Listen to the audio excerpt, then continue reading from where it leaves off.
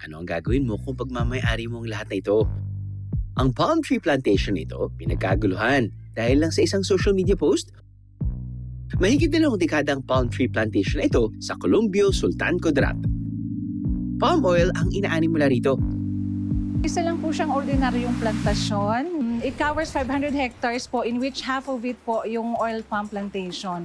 Pero nang dumating ang pandemya, nag-iba raw ang ihip ng hangin dito.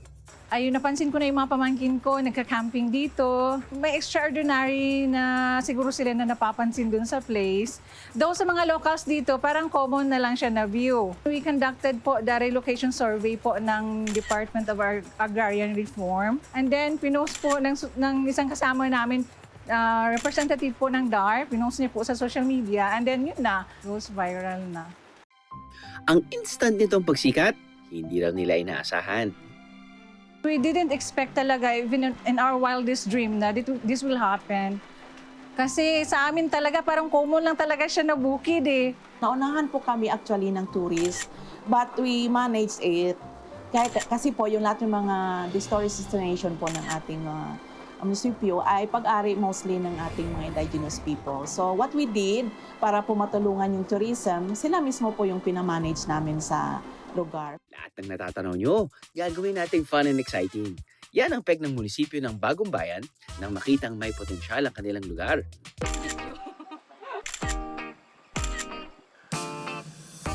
Sa kagustuhan nilang makapag-enjoy pa rin ang mga lokal nung kasagsagan ng pandemya, ginawa nila itong pandemic project.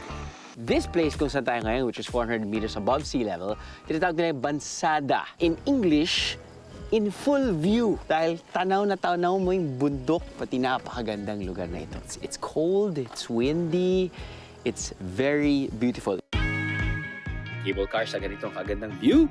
Let's go! Solve na sa napakagandang view? Pero sasabayan pa natin yan ng panghimagas ng mga Maguindanawon na inapakan daw ng sanggol bago kainin.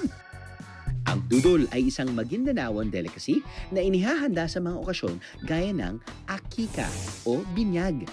Pinaapakan sa bata ang dudol sa pinaniniwalaang sasaganang buhay ng bata sa paglaki. Para siyang sticky, para mas mapahaba or mas strengthen yung buhay ng isang Maguindanawon.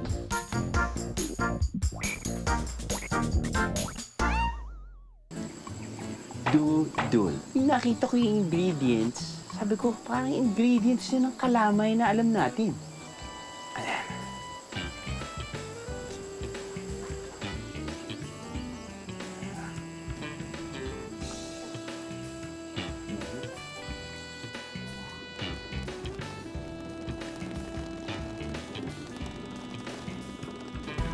Duda sa sarap ng dudol, Dumidikit sa ngala-ngala. pero ayaw tantanan.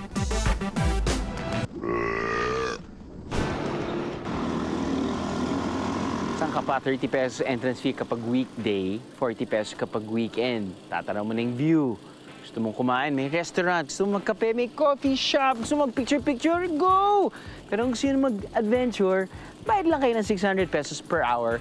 And then pwede nyo nang enjoyin yung 3 trails na ino-offer nila dito.